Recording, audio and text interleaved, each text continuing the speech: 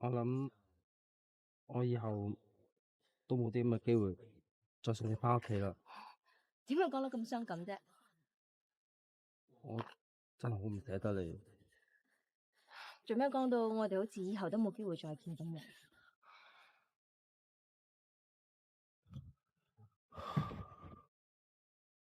阿冼，黑切，你冇事啊嘛？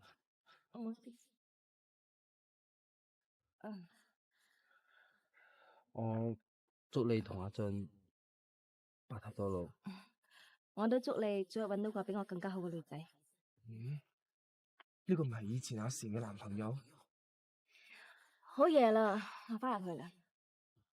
拜拜。拜拜。阿冼啊，冇嘢。以後咧有咩事咧，記得嚟搵我喎。一定。拜拜。拜拜。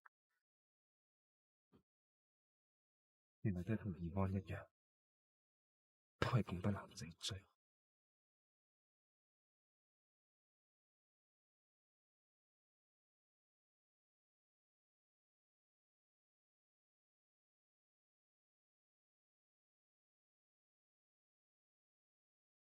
最難捨難離。